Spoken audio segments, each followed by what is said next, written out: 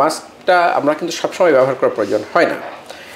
শীতকালেও সবসময় যে আমরা ব্যবহার করবো তা না, এটা আমি সাধারণত বলে থাকি যেটা আউটডোরে আমরা যদি যাই, ঘরের বাইরে যাই, সেক্ষেত্রে আমরা যদি একটু মাস্ক ব্যবহার করি, সেক্ষেত্রে আমরা অনেকটা এই রেসপিরেটরি ট্র্যাক্ট ইনফেকশান, কাশি এগুলো থেকে পরিত্রাণ পেতে পারি। শীতকালে দেখবেন যে আমাদের বাতাসে যে দূষণ মাত্রা অন্য সিজনের চেয়ে অনেক বেশি থাকে। হ্যাঁ, এবং শীতকালে পরিবেশে আমাদের কিছু ভাইরাস আছে যেগুলো common cold virus, rhino virus এবং ইনফ্লুয়েঞ্জা ভাইরাস, এগুলো খুব অ্যাক্টিভ থাকে এবং অ্যাক্টিভ থাকার কারণে এই সময়ে ইনফেকশানটা আমাদের বেশি হয়। এছাড়া শীতকালে দেখবেন মানুষের মোবিলাইজেশন, বিশেষ করে বিভিন্ন জায়গা থেকে আমাদের দেশে মানুষজন, বিশেষ করে আমেরিকা, ইউরোপ, কানাডা থেকে বেড়াতে আসতেছে। হ্যাঁ, আমাদের মোবিলাইজেশনটাও অনেকটা আমাদের বেশি, সোশ্যাল প্রোগ্রামগুলো আমাদের বেশি হচ্ছে।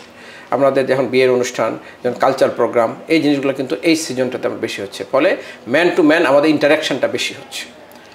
এই ইন্টারাকশান বেশি হওয়ার কারণে ইনফেকশান যেগুলো, বিশেষ করে ভাইরাল ইনফেকশান ছড়ে ম্যান টু ম্যান, একটা হিউম্যান থেকে একটা হিউম্যানে ছড়ে। ফলে সহজেই আমরা যখন কোনো একটা বিয়ের প্রোগ্রামে যাচ্ছি, কোনো একটা কালচারাল অনুষ্ঠানে যাচ্ছি, কোনো স্কুলে প্রোগ্রাম যাচ্ছি, কোনো আমরা যদি ট্রাভেল করতে যাচ্ছি, অনেক মানুষের সাথে একটা মানুষের যদি ইনফ্লুয়েঞ্জা থাকে বা একটা যদি রাইনো ভাইরাস থাকে বা কমন কোল্ড ভাইরাস থাকে, সেটা কিন্তু হচ্ছে তার হাঁচির মাধ্যমে কাশির মধ্যে সহজে ছড়াবে এবং আশেপাশে যারা থাকে সবারই ছড়া যাবে।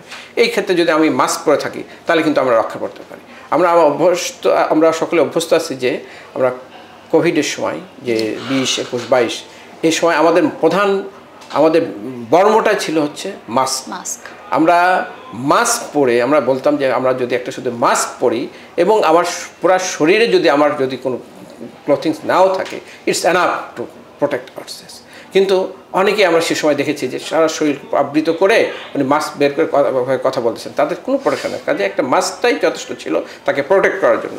এমনিভাবে এখন পরিবেশজনিত যেগুলো ইনফেকশান, বিশেষ করে যে ভাইরাসগুলোর কথা আমরা বললাম, এই ভাইরাসগুলো সহজে আমাদের একজন থেকে একজন ট্রান্সমিট হয় এবং এগুলো থেকে রক্ষা করার জন্য মাস্ক পরিধান করা জরুরি। এবং এটা যদি একজন বাসার যে কোনো একজন মেম্বার এটা যদি ক্যারি করে এবং তার ইনফেকশন হয়, সে যখন বাসায় আসলো তখন বাসার সবার আবার হয়ে যাবে।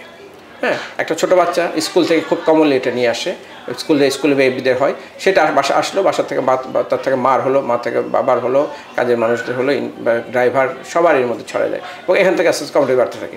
কাজেই এই সময়টাতে আমরা যদি মাস্ক ব্যবহার করি, এটা আমরা এই ইনফেকশনগুলো প্রিভেন্ট করতে পারি। হ্যাঁ, আর এছাড়া আমাদের বাতাস যেটা হচ্ছে বায়ুর প্রবাহটা যদি বেশি থাকে এবং কোল্ড ওয়েভ থাকে, সেটাও আমরা আমাদের প্রিভেন্ট করতে পারি। তাহলে অ্যাকিউট এক্সাজারেশন অফ অ্যাজমা যাদের সিওপিডি আছে, তাদের কিন্তু হঠাৎ বেড়ে যাবে কোল্ড ওয়েভে, সেটাও আমরা এখান থেকে রক্ষা করতে পারি। আর একটা হলো যে বাতাসে যে পার্টিকুলেট ম্যাটার যেগুলো থাকে, সাসপেন্ডেড পার্টিকুলেট ম্যাটার, এই যখন ডেভেলপমেন্টাল ওয়ার্ক হচ্ছে আমাদের সিটিতে, অনেক ডেভেলপমেন্টাল ওয়ার্ক হচ্ছে, আর মোটর ভেহিকেলগুলো আমাদের ছাড়তেছে, এখানে যে জিনিসগুলো আছে, যে পার্টিকেলগুলো আছে, এগুলোও কিন্তু আমাদের শ্বাসনালীতে যাওয়া থেকে বিরত রাখতে পারি আমরা মাস্ক ব্যবহারের মাধ্যমে। কাজেই মাস্কটা বিশেষ করে আমাদের আউটডোর অ্যাক্টিভিটিতে খুবই একটা প্রয়োজনীয় বিষয় এবং সেটা আমাদের অনেকের অভ্যাসে পরিণত হয়েছে। এখন অনেকেই মাস্ক ব্যবহার করতে দেখা যায়, যেটা আমাদের কোভিড পূর্ববর্তী যে এরা, সেখানে আমরা দেখতাম না।